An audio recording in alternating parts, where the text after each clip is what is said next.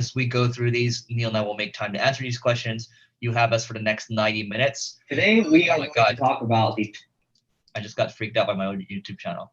But anyway, that popped up for me. So yeah, let me look at what we got here, and we are going to get started. So mark this, and here we go.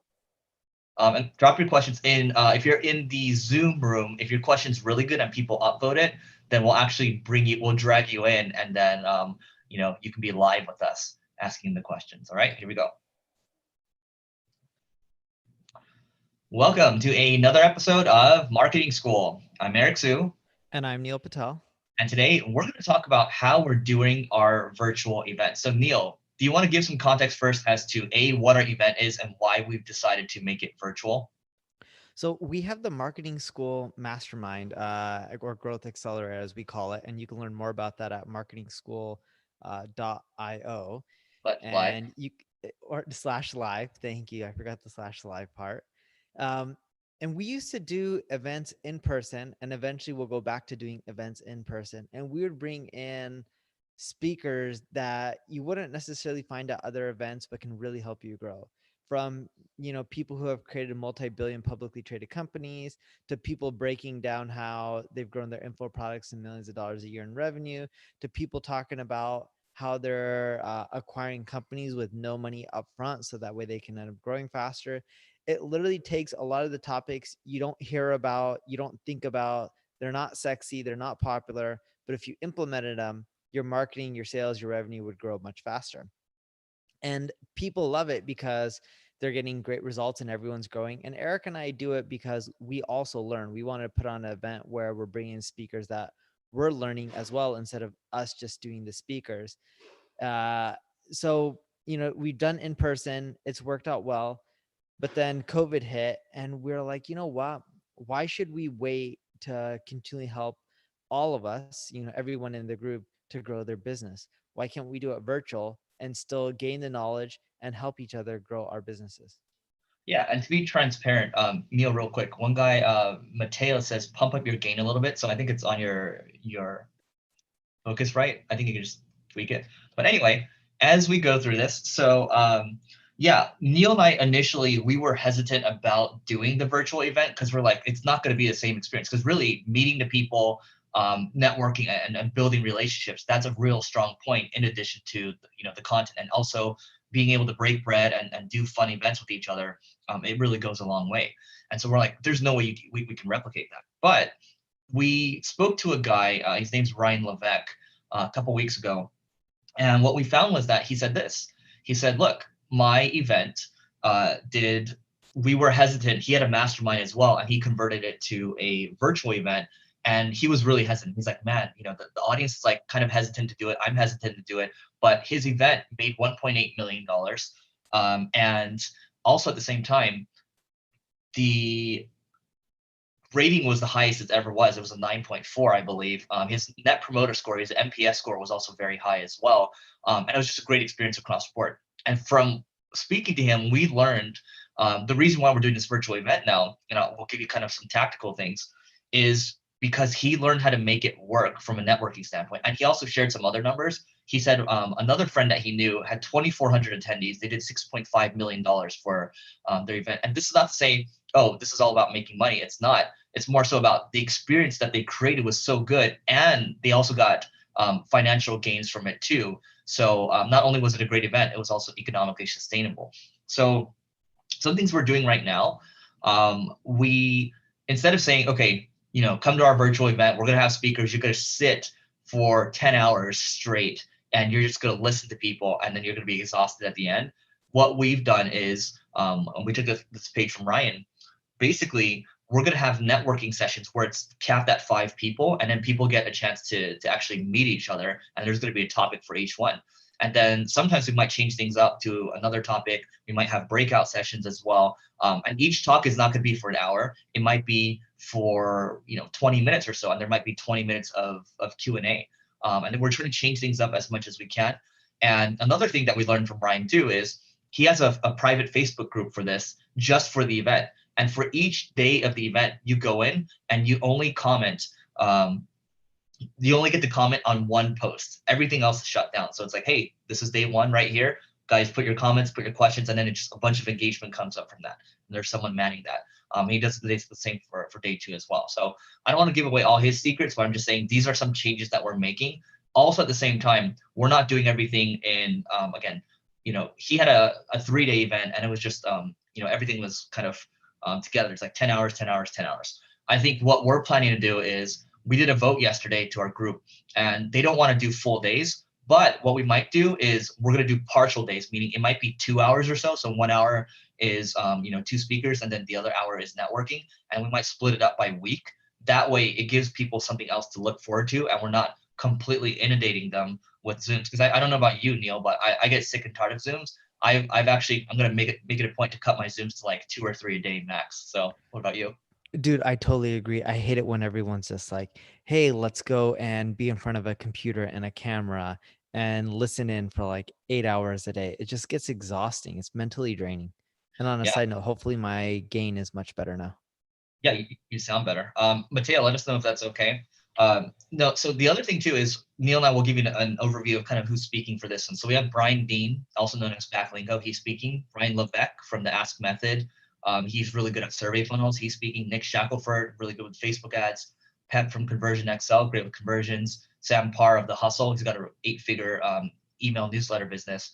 And we have Chris Winfield and Chris Winfield speaking from Superconnector Media. I believe his partner Jen speaking as well on PR. So we've got a lot of great speakers, but at the same time, we don't want to make it a glorified webinar. It's really about the experience.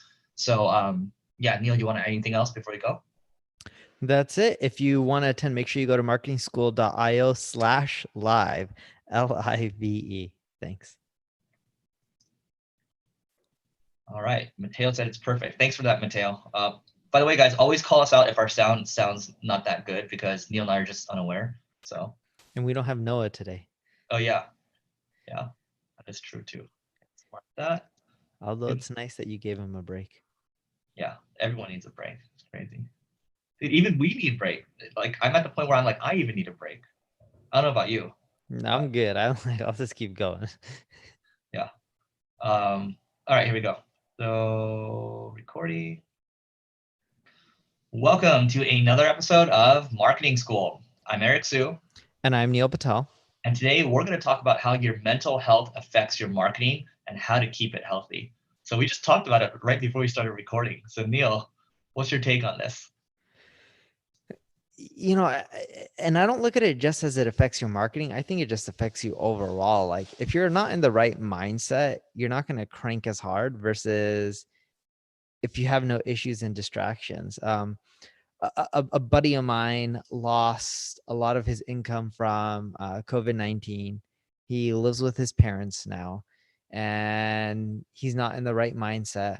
And I know what's going to end up happening, in which he's been presented some opportunities that could be good, but he's just already in such a bad place that he's probably not going to get the opportunities because his head is not right.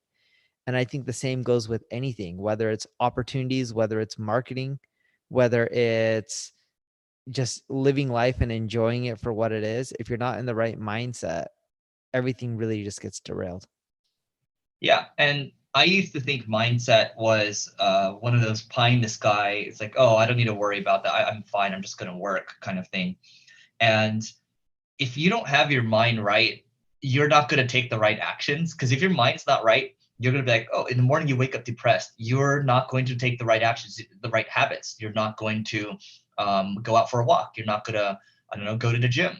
You're not gonna take care of your health, because your health is really important. There's a cascading effect. But if your mind's not getting you to take the right actions and you're sulking over things, you're complaining, you're stressed out, then you just break down mentally, right? So Neil and I were just talking about this, but I think everyone right now feels a certain level of stress given the pandemic. And if you lost your job, that's a double whammy. If you're living at home, that's a double, like things just stack on top of each other. But if you're not, and Neil and I will get tactical in a second, but if you're not constantly aware of what's going on around you and you're just letting things happen to you instead of taking actions, then you can't do work effectively. And Neil and I are not here to be inspirational. We actually want you to do good work, because the way I see it is Neil and I love working, but at a certain point, there is a limit. Because I'll speak to it for a second, and you can go. When I think about it, like I love working, but the problem right now is my days.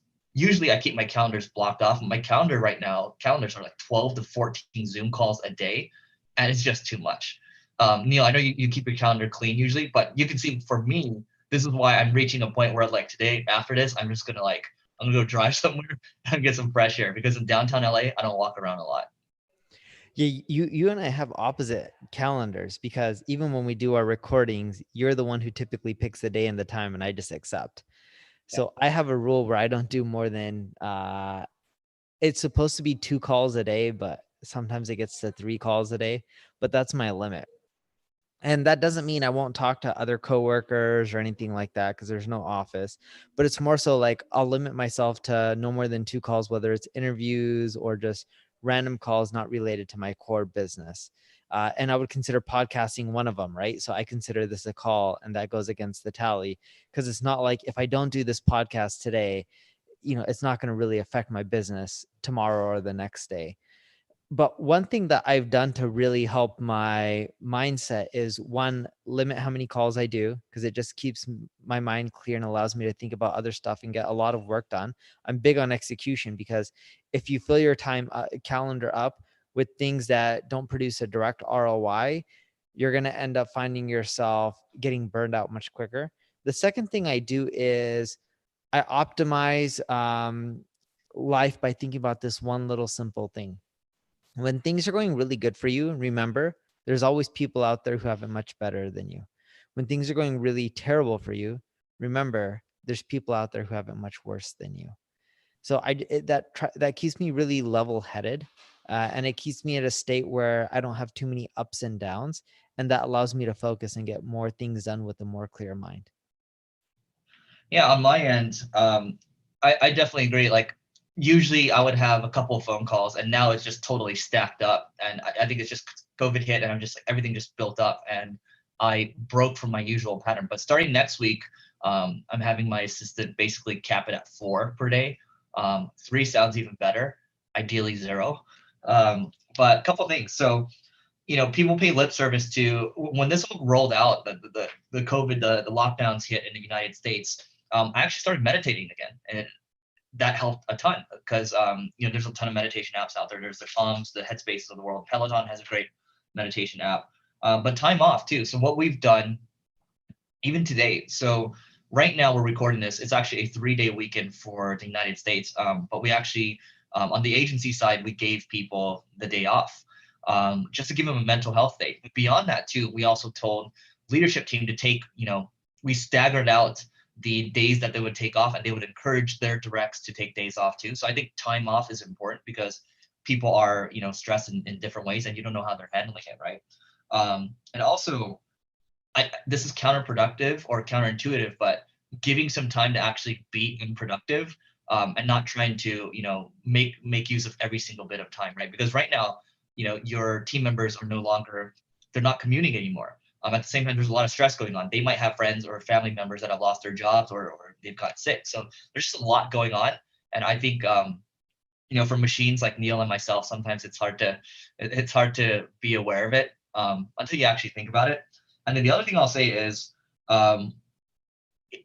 what I've been doing this for a couple of years, but I think you can find a template of this. Any journal is really fine, but the 5-minute journal, I just love that, because in the morning it gets me off on the right foot. It's 5 things I'm grateful for every day, 5 things I'm going to do, and there's like an affirmation, and then it closes off the day in a nice way. So that gets my mind going in the right direction. And the other thing I'll say is, if you don't have your health, you have nothing. Even going out for a walk for 20 minutes will get the endorphins going. But all these seem like basic things that you know already. And like Neil and I aren't health experts per se, but I can tell you one thing. When I'm not getting outside, I use my Aura ring, and I'm not a doctor or anything, but what I've heard and what I've read so far, I mentioned this before we started recording. When I went over to Malibu, when I was outside, my HRV jumped to, it was like 113, but before that it was like a 50 or 60. Usually I hover around 90. So it just shows that, at least on that, if I'm understanding it correctly, and someone can correct me if I'm wrong, but you just feel different, right? And then being able to change things up for yourself, it goes a long way too. Neil, anything else? No, if you guys want to attend our virtual event, make sure you guys go to marketingschool.io/live. All right, so we're going to do one more, and then we're going to open it up for questions. We got a lot of questions already. I see a lot in the Q&A, so that's great. And if your question's exceptional, we're going to add it to our queue. So let's do this. Ready? Hello, all the new people. Brian Yam, Dio, Alexandra, Rachel. All right, here we go. Welcome to another episode of Marketing School. I'm Eric Sue. And I'm Neil Patel. And today we're going to talk about why you should be segmenting your website visitors. So what does that mean exactly, Neil? You have visitors coming to your website. Some of them are going to be your ideal customers. Some of them are going to purchase. Some of them are window shoppers where they're just browsing and they're not going to buy. Some of them for different regions. Some regions you may support, others you may not. There's a lot of different segments of people that come and view and browse your website. So segmentation is what that allows you to do is split apart your visitors and put them in buckets. And then you can end up showing people different types of messages, products, services. So that way you can maximize your conversion rates. Yeah, and segmenting is important because if you think about it, if your site's getting any, let's say 10,000, 50,000, 100,000 visits a month, you have a lot of people that are interested or they're at different levels in their journey. So as an example, Pat Flynn does this pretty well. He uses Right Message on his website. If you go to smartpassiveincome.com, and he has for people that have not started a business, for people that are making $500 a month, or people making over $500 a month. And if you click on each one, it will segment you and it'll put you into a different bucket, so you'll be tagged, and then it'll take you to a page with a offer that's geared towards the level that you're at. So I think a lot of people, actually, I would even venture to say this includes Neil and myself, we don't do the best job of segmenting, and we have a lot of different people at for example, let's use Neil's agency, Neil Patel Digital. That might be for enterprise level people that are coming through, and that's a very small sliver of the traffic that he has, and he gets a lot of traffic each month. But the vast majority of people might be people that are looking for just looking to learn marketing, right? So when we're having Brian Levesque speak at our Growth Accelerator Mastermind, but he's actually known for this. He has a company called Bucket.io, and his book is called The Ask Method. And it's basically when you reach a website, you're basically segmenting, or you're asking people, hey, where are you in your journey right now? In the beginning, in the middle, at the end. And then you can put the right offer in front of them, assuming that you have the right offer to serve them. Because your job ultimately, if you've built an audience, just like how we've built an audience with Marketing School, is to serve people. And Neil and I are, right now we have the free content that we have with Marketing School, right? And then we have the really ultra, I'd say it's a higher tier price point for the Growth Accelerator, right? But then we have all this white space in the middle that we haven't exactly served. And that's up to people. We can segment people later, but or we should be segmenting people. But the point is, if you do segment people, you are going to be able to serve people well, which means more revenue for you. And we could talk about how to do it in a second, but go for it, Neil. Yeah, keep in mind when it comes to segmentation, it's too hard to segment and group everyone. So you just want to pick the ones that are the most relevant, or the ones that are the majority of your visitors.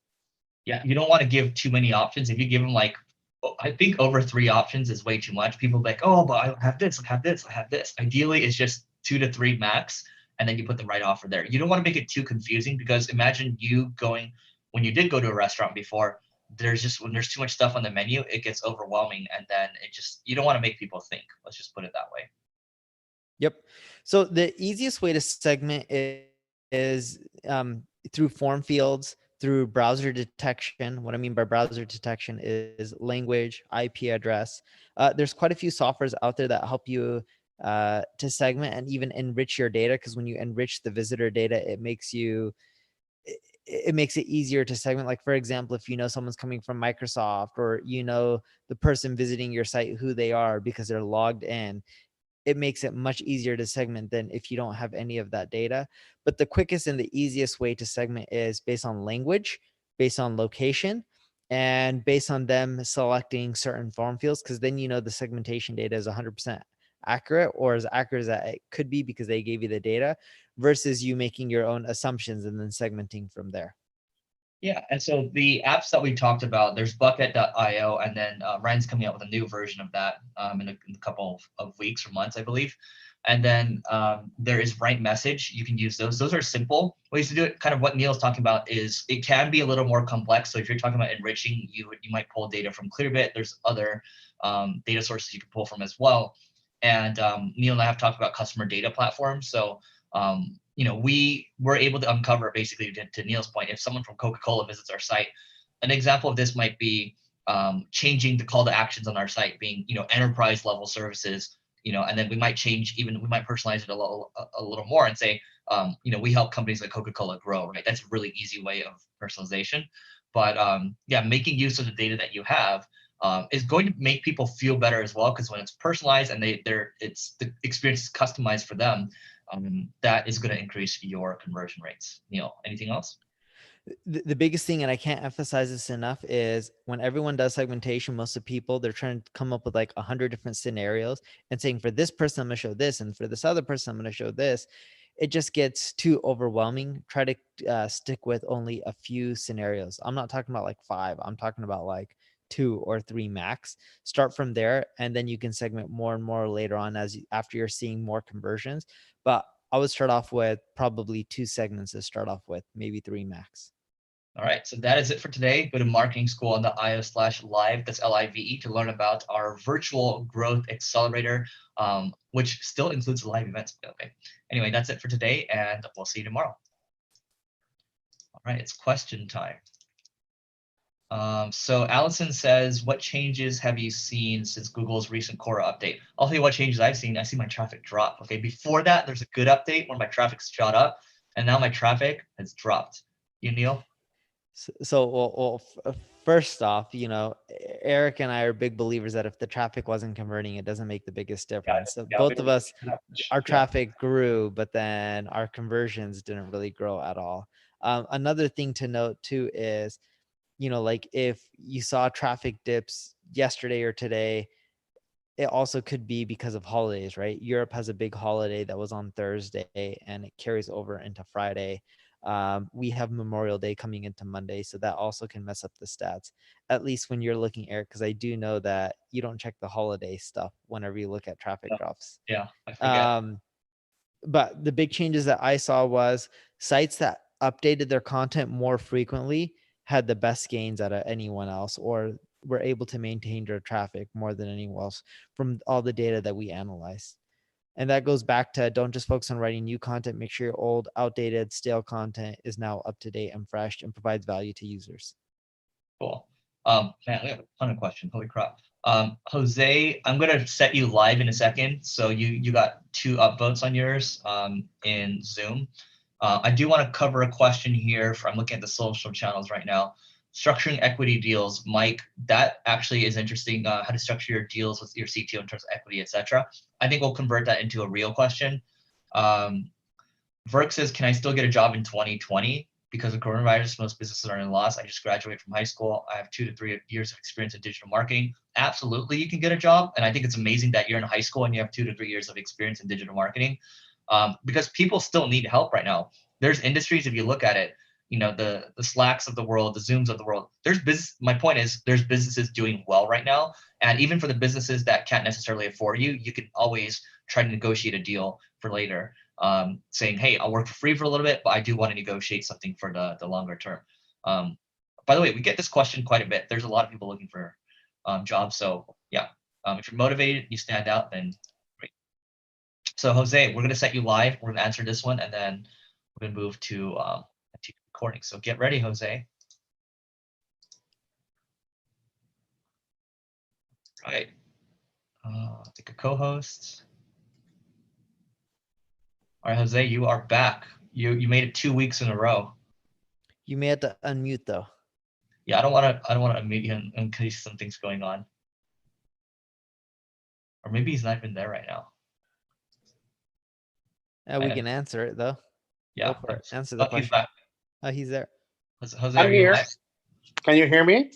Yeah. Does your video I can work? hear you. It should work. I don't know why it's. Oh, hold on. There. You're back. I'm Welcome back. How are you guys? Good. How you doing? Good, good. I have a question. Most of my team is from out of the country, and I'm managing with them several things like podcasts, magazines, website. And so, what's the best tool that you guys have found to manage a team that it's from everywhere around the world? Slack. So I use Trello. Yeah, you can use Slack, you can use Trello, you can use any project management. And then,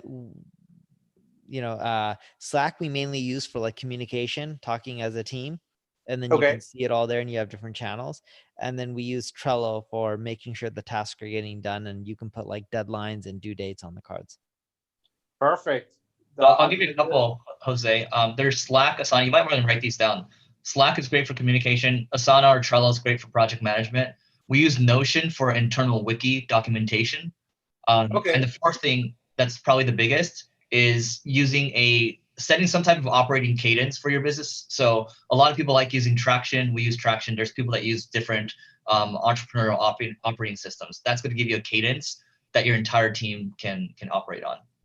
perfect. And the other thing is, I'm trying Restream. Which way it's better to use Restream, mobile or laptop? Model or laptop? Mobile or for your laptop cell for phone Mobile or Restream. laptop? Probably laptop. I would say you probably want to be on desktop because there's so much. It's pretty CPU intensive. We'll just put it that way. Yeah, so Okay, desktop or laptop, same thing. Yeah, but a okay, good perfect. laptop. Yeah. All right. Thank you, guys. Cool. Thank you. We'll catch you later. Yeah, see you next week. Sounds good. Take care. Bye. There we go. All right, guys, we'll come back to your questions. We're going to do 3 more, and we're going to be back on questions. So keep them coming. Socials, there's a ton of questions. Andrew Bloom is watching as well. Hey, Andrew. So ready? I'm ready. All right, go. Welcome to another episode of Marketing School. I'm Eric Su. And I'm Neil Patel. And today we're going to talk about how to spot marketing opportunities when growth is flat. So when your growth is flat, most people are looking for ways to figure out how to drive more traffic, how to drive more sales. But the biggest mistake that I see people doing when their growth is flat is they're constantly looking for new channels. And they're just like, oh, I'm tapped out on AdWords. I can't get more of a ROI. It just costs too much. I'm tapped out on Facebook. I'm tapped out on SEO. What's funny is usually when growth is flat, the biggest opportunity isn't new channels from what we're seeing. It's actually conversion rate optimization. And if you can optimize your conversion rates, even 10, 15, 20% lifts, and a lot of people can because they've done very little to no conversion rate optimization, that allows the doors to open up even on your existing channels. And conversion rate optimization isn't just the art of fine-tuning your conversions. It also involves things like upselling, downselling, right? Upon your checkout, on your lead forms. All this stuff can help you generate more income per visitor, which then allows you to spend more money on marketing, whether that's inbound or outbound. Yeah, so I guess I'll go in a different, I'll talk about it a little different way here. I think when growth is flat, I'm really thinking about when coronavirus first hit and lockdowns hit. There's 2 different types of people that I saw. There's people that just would not let go of their original business model. Things were not only flat, they were just down, straight up, like going straight down, free fall. And they're just like, no, we need to get more customers. We just need to get more clients. But you can't just say you're going to do that when the market's just not going in that direction anymore. The confidence in whatever you were selling before, it's not there anymore. So to be saying that, oh, we just need to get more customers, we need to get more clients, is a very I think it's naive versus the other entrepreneurs I've seen that went in another direction. I think Pep is a good example. He was selling online courses, and he's speaking at our next virtual event. But he was selling online courses, and he made adjustments to it. And when he made adjustments, he pivoted a little bit, just adjusted his pricing points and how he charged. His business took off, and he had a record month, like the biggest month he ever had. And so I think when things are not there for you, when the opportunity is not there, you have to go in another direction to see what is the market actually asking for. Instead of trying to push a rock up a hill, or trying to snowball up a hill. You want it to snowball down the hill. You want that way you have more momentum, because if everything's coming down at you, it's really hard to make a business work. But to go against the grain, probably not a good idea. Yeah, going against the grain is tough. And like Eric's mentioning, the scenario he gave is things aren't just getting bad, they're actually getting worse. So if you're actually on a decline, not an incline, or not even flat, but you're on a decline, that's when you really got to start changing things up. If you're just flat, you probably don't have to be as drastic. But if you're definitely declining, you got to start rejiggering your model, rejiggering your approach, being like, what can we do? What drastic changes can we make? And how can we reinvent ourselves? One thing I always tell my team is, how do we constantly kill our business each year? Because if we're the ones trying to kill our business, that means we're innovating, and we're innovating enough where it's going to be hard for someone else to beat us. Yeah. There's that Silicon Valley episode, if those of you that have seen it, where they talk about skunk works, which is basically you have an internal team that's trying to kill whatever you're doing.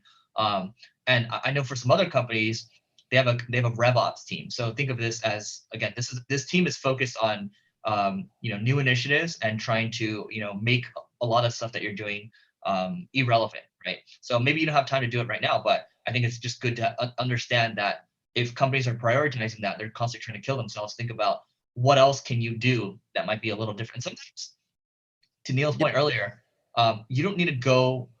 Sometimes you can make a drastic change. Sometimes you don't need to make a crazy drastic change, because some people in the events business right now, I saw people that were like, oh man, I've lost all my business 80%, 100%. And then I look at other events managers, and you know what? Their business now includes virtual events, and that's going to be a staple, in addition to the live events offering that they have in the future. So that's a smart way of doing it. They might not necessarily recapture all their lost revenue, but at least they're surviving right now. And that's important to be able to survive right now and then be able to come out of it and thrive. Yeah, and if you apply those concepts, you can end up doing well. And going back to the conversion stuff, if you don't have big budgets, there's companies like Conversion XL that give a lot of data away that you can end up doing it yourself. VWO has a lot of case studies, and you can end up learning from them. Companies like Spiralize do performance-based conversion optimization, where they'll only charge you if they give you an increase in revenue. But there's a lot of options for you guys out there as well. All right, so that is it for today. Before we go to marketingschool.io/live, that's LIV, to learn about our virtual live event, which actually still includes the live event as well. That's it for today, and we will see you tomorrow.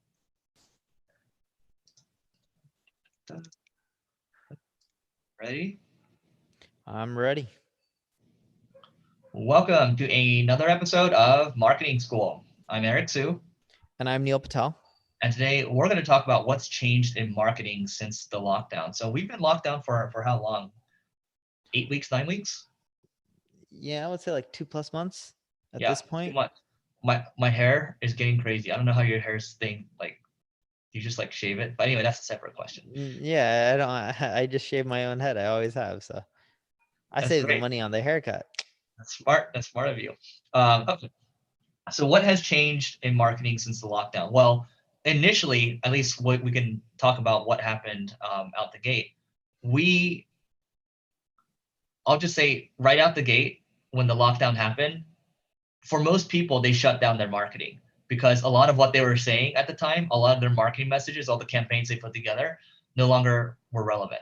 So, then the messaging all became about helping other people, supporting, and doing what we can to, just give back to the community and make sure we come out of this. So we could say the messaging has definitely changed. Yeah, the messaging has changed quite a bit. Also, the big thing that's also changed in marketing is costs have become a lot cheaper. So pre-lockdown, you had a lot of small and medium businesses who were bidding on paid ads. Even though they weren't the biggest spenders, all these systems are auction-based systems. If you have a lot of people spending money, it increases the prices overall because there's only so much inventory. Now, when you have a lot of these people not bidding anymore because they're out of business, some of them hopefully will come back, but a lot will still be out of business. The costs are cheaper for literally almost every single industry from what we're seeing online for paid ads. Yep. And then, wow, I just had it for a second, but I'll change it over to, if you look at it, the really prolific content creators that used to have maybe people following them around with a videographer like the Gary V's of the world, a lot of them they don't get to do that anymore. So they've had to pivot a little bit, and kind of similar to what Neil and I are doing right now. Neil and I used to, get together and we would record live next to each other, and then we've, adapted over the times, and we both now have good mics, and we not only record the podcast at the same time, but we simulcast. So we're seeing that more and more as a trend, and I think we're creating more, we're being more prolific with our content, I would say, because we're simulcasting and trying to make the most of what we have. So there's a lot more time for content creation. Yeah, and then the other thing that we're seeing too during the lockdown is your marketing doesn't have to be as polished. People have accepted the fact that it's going to be more rough. Your videos are, your audio maybe for podcasts, your content maybe, because not everyone has as many designers or production teams or whatever it may be. People are getting scrappy. They're going more live. They're being more real. They're okay with the errors and the edits. So that's one of the good things that I've seen, in which you don't have to be too picky about what you're putting out there. Yeah, and the other thing I'll add is talent. There's a lot of talent available right now because unfortunately, a lot of companies are laying people off. So there's a lot of these layoff tracker lists. There's FYI.layoffs, I believe, and then there's another one called parachutelists.com. And so you can look at these, and if you want really good talent right now, and if you can afford the great talent, now might be a good time to at least start having conversations. But I think Neil and I would just caution you, you don't want to hire too many people right now. I think the most important thing is you preserve your cash, because if you go to zero, that's game over. So cool. If you guys need help growing your business, check out marketingschool.io/live. Eric and I are doing a virtual event, and hopefully we'll see you there. All right, one more, and then we're back to questions. Andrew's got questions. Nick says, sup, thanks for the Peloton comment. Add me on Peloton, Eric of Sue. Alexandra's got questions. Brandon, Ricardo, man, a lot of questions today. See, people are taking the day off too. So here we go. Welcome to another episode of Marketing School. I'm Eric Sue. And I'm Neil Patel. And today we are going to talk about, if we had to start over, here's what we would do first. So maybe we should think about the criteria here. If we were to start over, do we have any resources? Do we have just the knowledge and nothing else? Or actually, let's make it very specific. If we had to start over in SEO, here's what we would do first. Okay. With no resources, right? Just with our knowledge. That's right. All right. Go first. Yeah, I think sometimes with this, it's like whatever comes to mind, you just give the answer. So I would just caveat this by saying that Neil and I might give you a better answer later when we think through it more. But here's what I would say. If I were to start in SEO today, the way I look at it, I'm going to compare it to, okay, I would look at the competition, or not the competition, but the comparables first. So, who has started a blog recently in a competitive area and they've done really, really well? Well, recently, I would say, you know what? Brian Dean from Backlinks is a really good example. His blog does really well. He started an SEO blog when, the space was already pretty competitive. He didn't, and, when you try to compete with marketers, especially SEOs, on that topic, it's very hard, right? And so I would just take from his playbook. I like what he does with his website. He only writes long form content with lots of data. He's actually partnered up with us and taken data. He's partnered up with other companies, taking their data, and he'll just do these really, like, we analyze 11 million results. We analyze 10 million links or whatever, and then here's what we found. And there's just these key takeaways. It's very practical and it's easy to digest. And for people that are just skimming, he's got sections just for skimming too. But he's got his own style that's unique. So what he's done is, again, long form, data driven. He has these things called power pages, which is just really long form pages, or pillar pages, where you have one page and then it just links to a bunch of other ones. But I would not try to go for volume, knowing that I don't have any resources, but I have my knowledge. But I would try to partner up with other people, take their data, and then analyze the crap out of things, have my own unique spin on it. And just, each month I publish one thing, one step at a time, one step at a time, one step at a time. And then in 12 to 18 months, I should be a lot stronger than from when I first started. So I would take a similar approach to Eric, in which I wouldn't write a ton of content, because even right now I don't write a ton of content, but I try to focus on quality over quantity.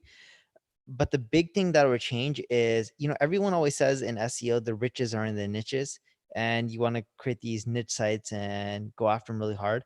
I would actually do the opposite, and I would go create a site after a really big TAM. So TAM is total addressable market, because if you're going to do SEO, it's a long-term game. Might as well go after industry where you can get tens and 20, 30 million visitors a month from, versus a few million, because the bigger you go, the more opportunity there is. And it's easier to get a small fraction of a big pie than it is to get a big fraction of a small pie. And I think that's a big mistake that a lot of people go into when they're doing SEO, in which they focus on niches instead of going after big markets. And I would go after a big market first, focus on the easy keywords within that market that aren't as competitive, that aren't as lucrative. And as you get more and more traction, then I would focus on the bigger, more competitive keywords within that market. Yeah, the other thing I would add too is think about diversification once you start to get things going from an SEO perspective. So let's say you're creating content, you should be collecting emails, and you could make the argument. When I think about Sam Parr of The Hustle, he's got an 8-figure newsletter, and a lot of these newsletter businesses are doing well right now. If you got a unique spin and you like writing and you think you're going to continue to add writers, you should consider a newsletter, putting more effort into your newsletters, and maybe diversifying even beyond that. So at a certain point, once maybe you're 12 to 18 months into it, you have some cash flows coming in and you can afford to bring people on. I would start to think about diversifying. I think you don't want to put the one thing Neil and I notice is that we have friends that they bet everything on SEO once they really get it going, and then 1 second they're in the penthouse, and then the next second they're in the outhouse. So you want to make sure that you kind of hedge. Totally. So if you need help getting your kickstart with SEO, make sure you check out marketingschool.io/live. Eric and I are doing a virtual event, and hopefully you're a good fit, and we'll see you there. I think it's time for questions.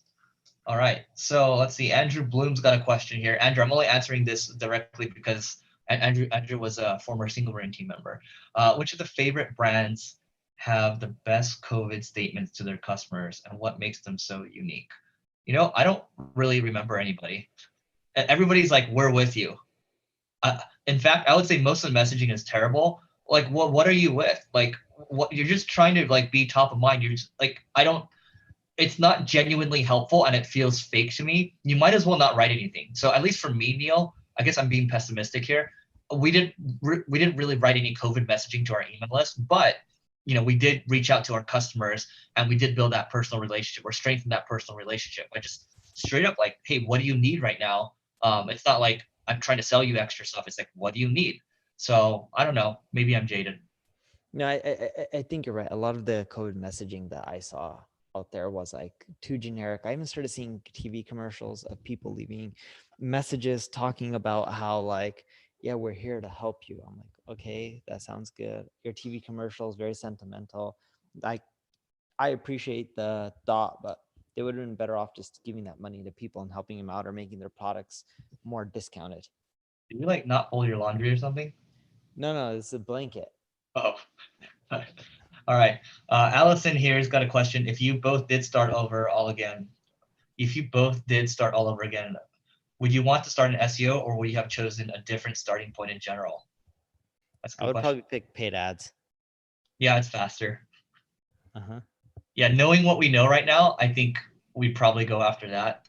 But I would say knowing SEO and going deep in it, I think it has given us an unfair advantage. Would you agree? Yeah. Yeah, because not many people would bother to learn. It's like, oh, it takes too long, blah, blah, blah. I'm just going to do paid. And that's the mindset of people. They're very short-term focused. I think we lucked out in that I just happened to start with SEO first, and it just, I guess, naturally created that. So, all right, let's answer one more question. Alexandra's got a question here. I'm a life coach. Oh, Alexandra's driving. Okay, I'm just going to answer this. So, Alexandra asks, I'm a life coach and just started with a new project about using gratitude as a tool to improve your life. That's great. I love it. Scientifically, it has been proven to lower your blood pressure. See, you should be grateful, Neil. Helps with depression. See, you should use it. What would be the best way to build a community over other than using Instagram or Facebook groups, which are the only ones we are using? So my question would be before even thinking about diversifying, how much have you maximized those groups before even thinking about anything else? So you can't really answer me right now, but I think that's a really important question to ask yourself. It's like, if you got a couple 100,000 people in the groups already, good for you. But my gut feeling is I don't feel like you've maximized it, so you should not be thinking about other areas to diversify. And then I'll give you another answer after, but Neil, you can go. Yeah, dude, and that's a big thing that I see with a lot of people is everyone's always looking for more new channels instead of maximizing what they have, because there's so many more ways to grow what we have than there is to continually add more and more channels. Yeah, and I think when you think about it, look, if you're doing well with Instagram or Facebook groups already, how can you go deeper? Who is in the space right now? If you can make a Dream 100, a Dream 100 would be a list of, the top 100 people that really are into, gratitude, into, motivation, those people. And if you can offer them the tool for free or do some type of partnership where you pay them for a post, that could go over really well. Because I think what you have right now is really good for mental health, because it's a really big topic at the moment. And people are trying to stay sane right now. So I think what you have is great. You can work with influencers. If you have to give you an answer, I think you can go deeper and make Dream 100s of, what are the other Facebook groups that you can reach out to? So that's what I would say. And the other thing too is you can also just look at other people's groups, their pages, see what they're doing that's helped them build something that's really huge. And that'll give you ideas of what's working and what's not as well. So look at your competition, because it could give you inspiration. And when you're also doing this, look at other similar industries, even if they're not competitions, and like, what are they doing extremely well that you can learn from? Cool. Emmy, I'm going to pull you live, and then we're going to go back to recording. So Emmy, are you still in here? Emmy Liberte, French? Probably should have guessed, because if I get it wrong, then it's not a good thing. Anyway, promoting to panelist.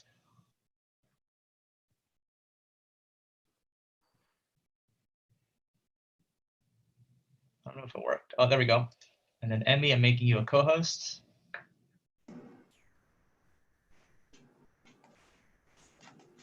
Hello. How's it going? We can hear you. Okay, good. I'm trying to find my question. It's we have a very blended sales team, marketing team. Yeah, so we have a very blended marketing team, and I feel like oftentimes we really get bogged down in these just various processes. And what processes do y'all think are the ones that you need to have and the ones that are just like a waste of time and going to hold you back? For processes, like what do you mean specifically? Like when you're doing your marketing, like? So I can use an example, emails. So for both of us, we send on behalf of each other, and there's a review process and that kind of thing. And sometimes I feel like that we're being held back by waiting for someone to respond. And I don't know, it seems disconnected, even though we're trying to connect. So what I like doing is I look at everything that we're doing in our marketing and all the layers and the people, the checks and balances, whether it's editing, reviewing, and I look at it and I'm like, do I really need this stuff? And I'll go through each action and I'll do it for everything. So I'll go like, here's our process for SEO. Here's our process for email marketing. Here's our process every time we publish a blog post. And we do this on a quarterly basis. We don't do it on a regular basis, but we do quarterly. And what we do is we say, what parts aren't really needed? Like I used to send out my emails before I would do an email blast to editor to review, because I always have spelling and grammar issues. I use Grammarly now, but it still doesn't catch everything. And I was like, you know what? If there's some errors in there, it's not really going to impact revenue or conversions or traffic much. And I'm like, let's test this out. So we removed that process of sending it to editor, and it didn't impact anything really, other than we would get a few emails every time saying, hey, you made this spelling or grammar error. So by just streamlining that, it allowed us to, by cutting things out slowly that we thought were necessary, it's allowed us to grow much faster because there's just less red tape and less people involved. So I think like our marketing process, we have a great marketing process. We work really well together, but it's when we start working with sales and what are those specific processes that you feel like, are vital to have versus the ones that aren't? If you had to choose a process that you had to have in your sales and marketing team. You can find real quick, just so Neil knows as well. You said we have a very small business. How big is the business? How many team members are there? We have 2 sales and 2 marketing. Got it. Okay, go for it, Neil. Okay, so if you're at 2 sales and 2 marketing, I wouldn't even think process. I wouldn't even think that far into the details. I would just be like, sales, what do you need to do your job better? And just go and get it done. You only really need the processes when you're trying to scale out and you're like, oh, we're going to have a team of 10 sales reps. This formula works. So we're now going to scale up. Because if you only have 2 sales reps, I'm guessing you guys are still in the point where you're trying to prove it out, scale it, and figure out how to make the numbers work so you can add in 4 reps, 8 reps, 10 reps, 20. Is that correct? Yeah, we're growing kind of too quickly for all of us to like running around like squirrels. And so we're at the point where we're like, okay, we need to start thinking about a process because we are very, very soon going to just blow up and have to hire a bunch of people. And we don't want to test that process. Yeah, I think the key thing, like, here's one thing you can do right now that's practical. I think you can define for each person of the 4 people right now, what are the top 3 things that you like, if you were to get hit by a bus, knock on wood, that you need someone that you definitely need to have someone take over, right? So you're not over processing. I'm making up a word right now, but you don't want to do that because the other problem is every time you double, half of your processes are going to break, especially at a small size like that. It's going to keep breaking. So probably a top 3, and then don't worry about the rest. I wouldn't even stress too much over it. Yeah, don't worry. Like if you're growing that fast, you're going to break, and things always do. It's natural. The way I look at it is when I'm dealing with team members and you're going to add double, triple the people, like Eric said, top 3, but I have people write them down. You can have an internal wiki. You can do it wherever you want. You can do Google Drive folder. And I tell people, hey, if someone wants to do your role, what do they need to do step by step? I want you to break down what someone should do if hypothetically one day, years from now, you're a manager and you didn't have to do it, but you would have to train someone else to do it. And then they'll come up with the process on their own. And what that ends up happening is when you add more people, they now have documentation to help them get started quicker. Because when you're adding a ton of people, the big break that you'll have in the company is onboarding, and people won't get all the right training and understanding of everything they need to get ramped up really fast. So you want people to start breaking down what they're doing, but don't worry about inner department communications too much when it's just 2 people in marketing, 2 people in sales. You just want to find out, hey, this week, what are your big problems that we can help you solve? And just give us like 1 or 2, and then you in marketing go and work on that, and vice versa. Okay, thank you. Thank you. Have a good weekend. Okay, let's withdraw that. And we'll answer one more question.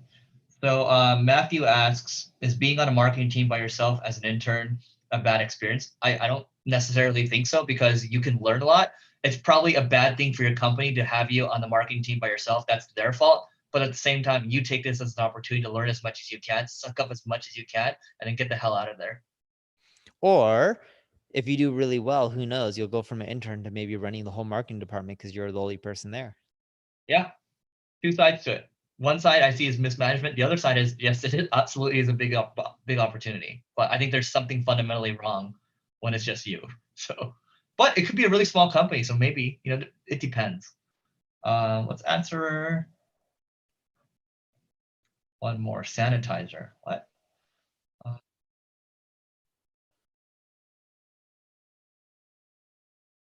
Okay. What's the best way to approach other websites to get backlinks, Neil? The best way is go find out who they're linking to that's really data rich, and go turn that content into infographic using Canva Infogram, and hit up all those sites and ask them to link back to you because you have a visual format. That's the easiest way to get backlinks. Yep. You're going to play a numbers game there. So it's basically the way you look at link building. It's like it's sales without the revenue. So, yep. Okay, cool. We got a couple more. We got 3 more to do, and we are done. And we'll answer some more questions, and then we'll be on our way. We're actually really ahead today. Mm-hmm. Here we go. Welcome to another episode of Marketing School. I'm Eric Su. And I'm Neil Patel. And today we are going to talk about a couple of simple tweaks that you can make to generate massive ROI in your ads. And in this context, we're talking about ads in general, right?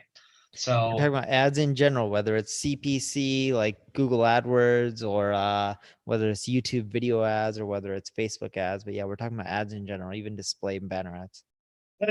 this is more applicable to more social ads, so like a Facebook or Instagram in the beginning. I think what's important, if you look at some of the best advertisers out there, we'll use Russell Brunson as an example. If you use the Facebook ad library, he is constantly changing up his ads. His creatives are constantly changing because, you know, when you're scrolling through a social feed, what's going on is you get pattern interrupted. So the ads that look good to you, you actually stop in the tracks and then you actually click on the ad.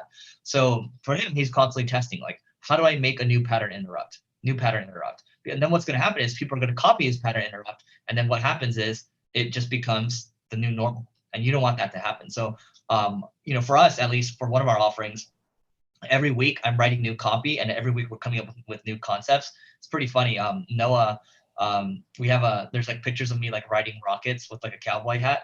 And so there's like me like with my face embedded into like Benjamin Franklin. There's like this Asian face on Ben Franklin. So it's that, but those ads perform the best because those are pattern interrupts. So my key takeaway here is if you are running social ads and you're spending a significant amount of money, and you're going to want to be changing it up pretty frequently. The other thing that you can end up doing that's really easy is using influencers and people with big brands. So you can go to sites like Cameo, try to pay people to record a quick 30-second clip about your company and product. A lot of people will say no, but enough will say yes, shockingly, and use that as an ad. And you'll be shocked on if an influencer or a well-known person says the same thing as you or someone in your company, your conversion rates go up. Yeah, we watch our numbers like a hawk. We're talking every single day. We have a stand-up, and you don't necessarily need to do that, but we use Google Sheets combined with Supermetrics, and it hooks in all of our ad data, and we can see every single day. We're looking at our conversion rate numbers, so landing page conversion rate numbers and other conversion rates. We're also looking at the CPC. We're looking at the cost per acquisition, all these numbers. And for us, the way we operate on this is if we have very specific goals for each one. So I might say our landing page conversion rate goal might be 35% or something like that. If we're below 35% for 3 days in a row, that we have these things called traffic lights. So if it's off 3 days in a row, we actually stop the meeting right there and we say, okay, what's the issue? And what are we going to do to fix that issue? So 3 days in a row, if we're off goal, we're always going to come up with solutions. And then that way, we're not just going to sit around and, you know, kind of pick our nose. And, you know, before you know it, the quarter's over and then we missed our numbers. Another thing you can do is look at your platforms and see if you can take your landing page from putting it on your website onto these social platforms. So a good example of this is if I'm running Snap ads, instead of driving people from Snapchat to my website, because in Snap, you can continually swipe to the stories, right? I'll take the actual copy of the landing page and put it in my ads and have them swipe and interact in essence with the same copy on my landing page, but through the ad. And then when they're ready, they can click over and go to my website. And that works for a lot of these social platforms. And it's great because people are on these platforms. They want to stay on there. They actually don't want to go from these platforms and then go to your website. It's easier to put your marketing message on these sites and then on these platforms, show them everything. And then if they're truly interested, they can go over to your site for the final conversion instead of first going over to your site to find more information. And then if they like the information, they convert. In essence, I'm giving that information on the social platform so they don't have to go over to my site unless they're down to purchase. Yep. The other thing I'll add is if people actually buy a product or they buy from your ads, think about, can you add a one-time order or a one-time offer? So you can do an order bump, like maybe if they buy one thing, they get 3 or 4 additional, and for a big discount, it's a one-time offer. You can use ClickFunnels or you can build it yourself. And then at the same time, if people are, if they're opting in for something, maybe you can, on the thank you page, you can give them another offer depending on what they opted in for. Because at that very point, whether they bought something or they filled in their information, that's the point where they're really high on you. And so you have to take advantage of that moment, and that way you're going to drive more ROI. Yeah. And then the last thing that I have on mind that's really simple is go find everyone who hit your checkout page but didn't buy, put a remarketing pixel on them and show them a video of what it's like to be a customer or buy your product or use your product, and show them video ads on Instagram, YouTube, and Facebook. That's an easy ROI. It's actually one of the highest ROI channels that we've tested, is just putting a remarketing pixel on your checkout page or your lead form page that they didn't convert on, and show them what it's like to be a customer or buy your product. All right, so that is it for today. Before we go to marketingschool.io/live. That's LIVE to learn about our virtual growth accelerator. And if it seems like it's a good fit, Neil and I will give you a call, and we will see you tomorrow.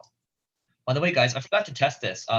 If you guys actually enjoyed this, you got value from this, if you're coming from social right now, please like, comment, and most importantly, if you can share this, I'm just gonna give you one call to action. If you can share this, that would be great. I want to see how far this can go if you guys are sharing it.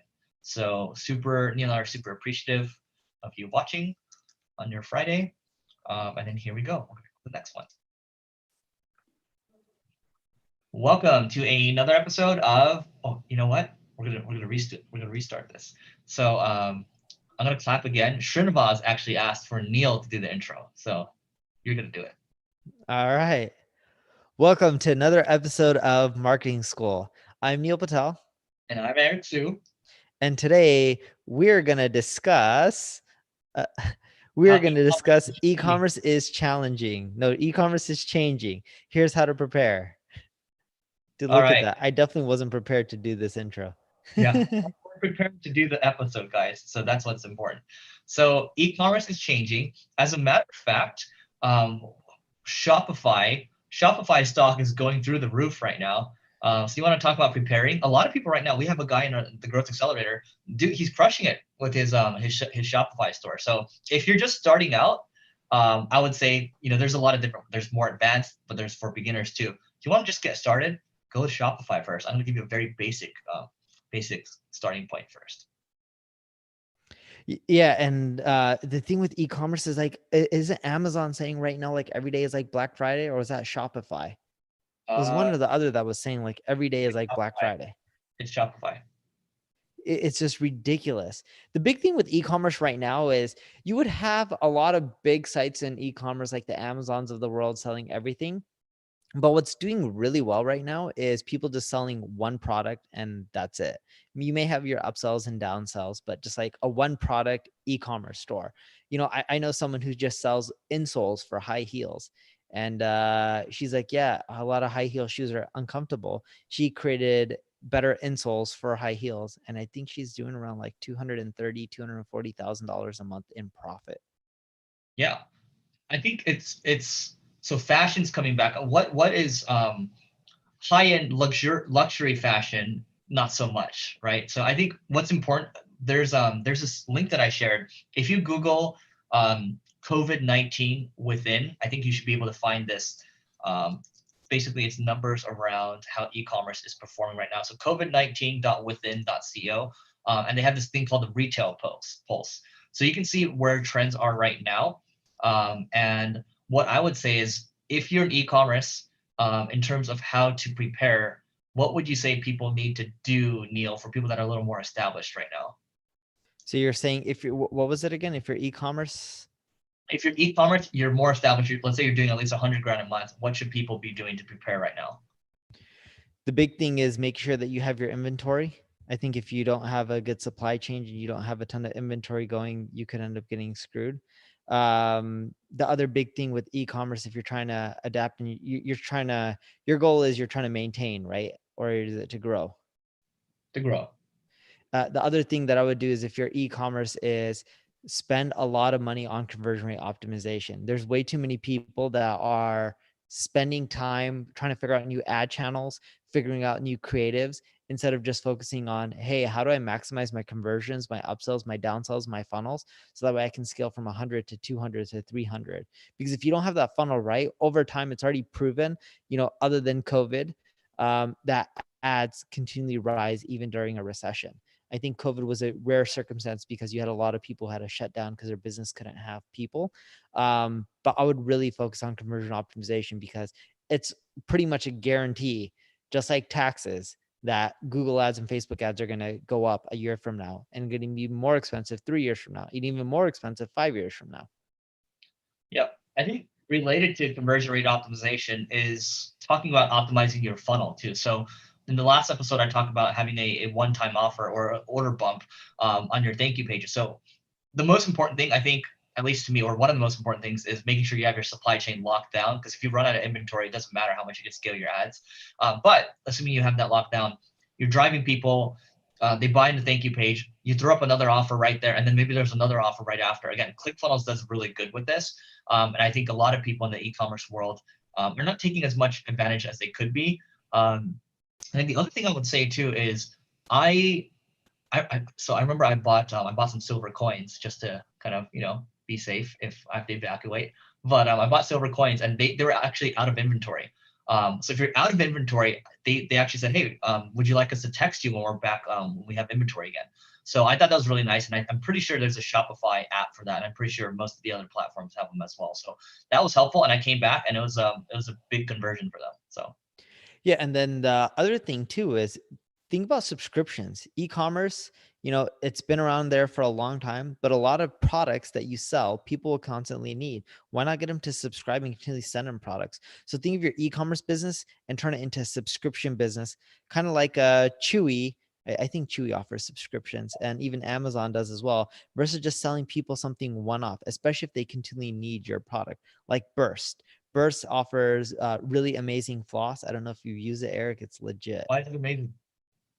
Dude, like you just got to buy the Burst floss. It's like the best $10, but don't buy it from their website because they make you subscribe. Just go buy it from Amazon, and it's faster shipping too. You're gonna try it out now, aren't you? It's like $10. I'm buying it. Wait, Burst is a toothbrush. No, they have floss too. Burst. Burst. Because Okay. I know you're big on flossing like me. Trust me, it's the best floss I've ever tried. All right, I will do that. Anything? Well, the other thing I'll add, I finally have the retail post thing popped up, but yeah, looking at omni-channel e-commerce, it's continuing. Like when COVID first hit, the numbers were flat. Now everything's going up and to the right. So things are coming back. Spend is coming back. Consumer confidence is coming back. So yeah, you want to capitalize on it, and it's always good to look at numbers. The other thing Neil and I like looking at every now and then is looking at railroad traffic. Meaning, how often are goods being transported, at least around the United States. That will give you a sense of where kind of, confidence is as well. Anything else, Neil? That's it. If you guys need more help growing your site, your traffic, check out marketingschool.io/live. All right, last one, and then we'll answer your questions, and then off to the long weekend, at least for the US. All right, here we go. Welcome to another episode of Marketing School. I'm Eric Su. And I'm Neil Patel. And today we're going to talk about the ultimate checklist for selling high ticket products and services. So do you want to go and just start rattling them off one by one? You'll rattle one off, I'll rattle one off, and so forth, so on. Let's do it. Yeah. So when it comes to selling high ticket products and services, here's one key thing. You cannot expect to just put it on your website and people are just going to buy right there. Typically, if it's 5 figures or more, you're probably going to be, even sometimes 4 figures, you're going to be expecting to get on the phone with them. So getting on the phone with these people first and foremost, if it's a higher ticket offer, is going to be better. And the reason I said that's also better is because if you can charge more money, that means you can actually afford to spend more on ads. So those that can afford to spend more on ads are going to do better in the long run. So you want to give yourself as much margin for error. So I would say, I'm giving you a couple of things here. If you can have your price higher, you get more flexibility, you get more margin for making mistakes. And, at least for someone like me, I prefer to have that margin. You also need someone doing sales. If you don't do sales and you're selling high ticket items, you'll notice that you won't make as much money versus when you had someone doing sales. It's a huge difference. Yeah. And then the other thing too is, depending on what you're selling, what I would say is what works all the time without fail is retargeting people. So if people hit your website, especially if they hit, let's say you run an agency and you have certain services or sectors that you serve and people hit that page and you're retargeting a very small segment of those people. Let's say you have 100 people hit that page in a week. That's not a lot of people, but on Facebook, for example, you can target daily unique reach, meaning you don't need to It's just like, one person might see your ad for a week or so, each week, and then your impressions just constantly showing up. You want to be showing up, and then when the timing is right, people visited that page before, you can retarget them, get them to come back, fill out a form, and then get on a call with you. Yeah, and then the other thing you want to make sure is you have a webinar, a fine-tuned one. Go check out Sam Evans. He has a really good webinar that'll give you an idea of how to structure one.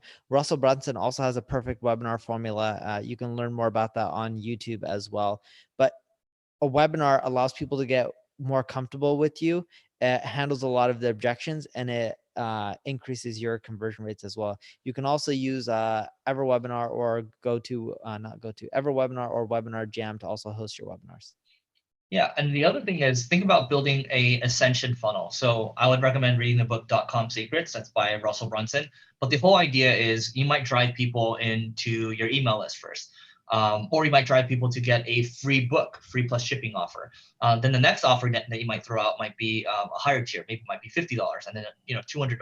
You can go all the way up to like a mastermind for $25,000.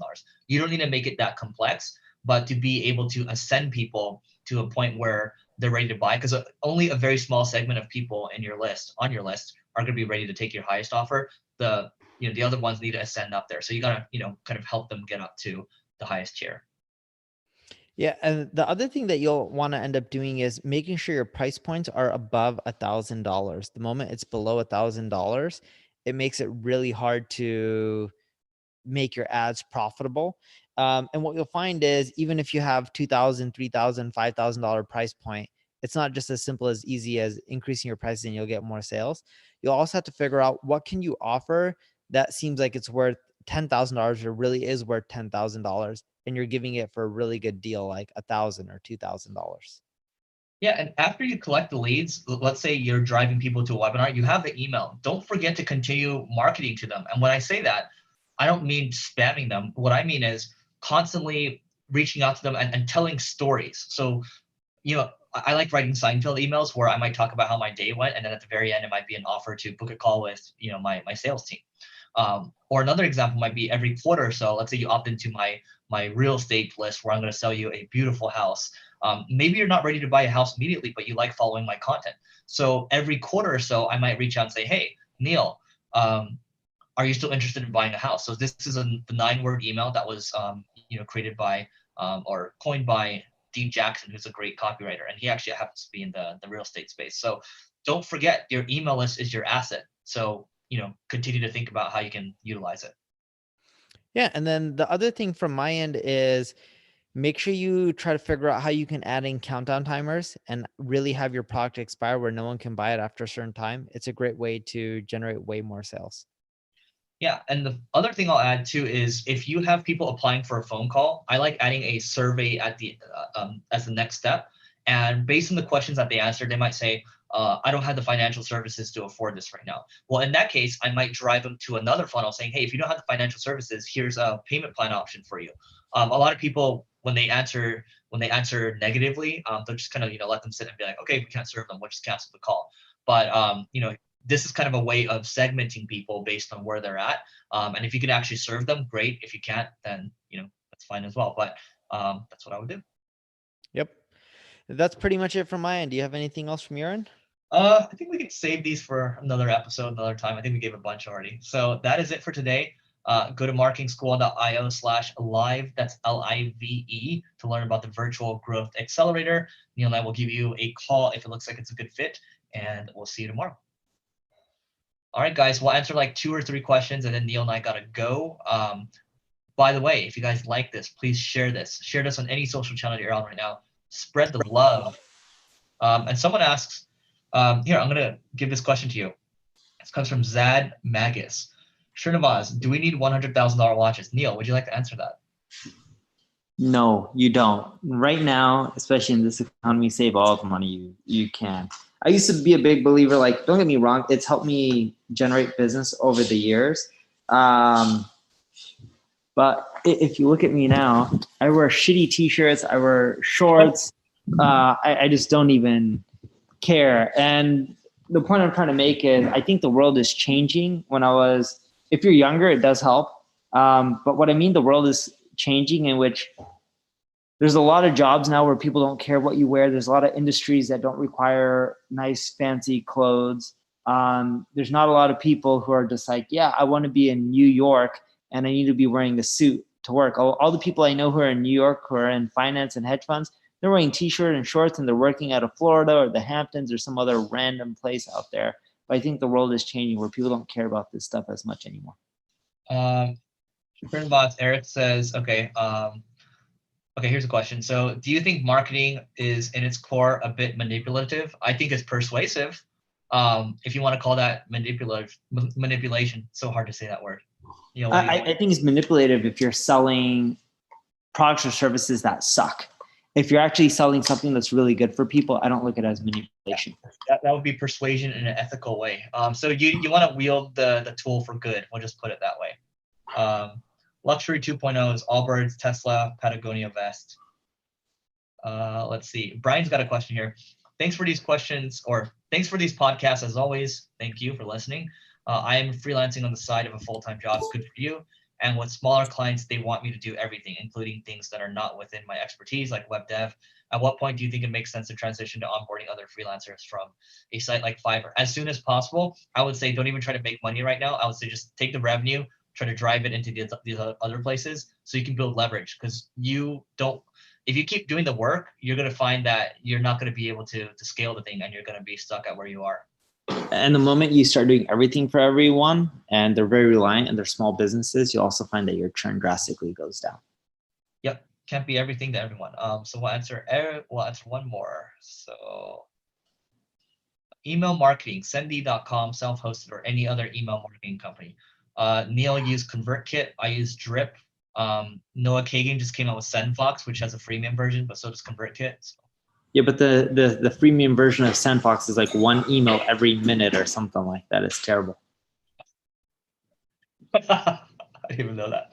You didn't know that? So if you have a list of like 1,000, I think it takes, I could be wrong on this, but the last time I read, like it takes like 1,000 minutes, or like who's going to wait that long to send out your emails? I wouldn't. Yeah. Ricardo Nunez, is there any way to make Google de-index our pages faster? Yeah, block them off through robots.txt, 404 errors, those two robots things. already. But Google only de-indexed like 20 of them in more than a month. Don't worry about it. You don't need all of them de-indexed right away, but put 404 errors on those pages. You can also take those URLs manually, put it into a search console, and put in the URL and tell them to crawl a dead page. Cool. All right. Actually, this is a great follow-up for yours, Neil. This will be the last one. So Bryce Coltrane asks, you say an important point is conversion optimization. We have a belt that works differently than other belts, and we do over $1 million a month. Good for you. We have a small portion of customers that are not educated enough on how to put our belt on. They buy it and they buy it and try to put it on the same way a typical belt works. Then it falls down throughout the day, and they think the belt doesn't work, and they return it. We put an infographic card in each box with instructions. We print graphic instructions on our box, and we have a how it works page on our website. We have thought more about updating our infographic to make it pop more. Is there anything else we can do to retain this portion of our business? Right when you send out the belt, let them know in the thank you email, here's instructions on how to put it on. Let them know. Thank you page immediately, man.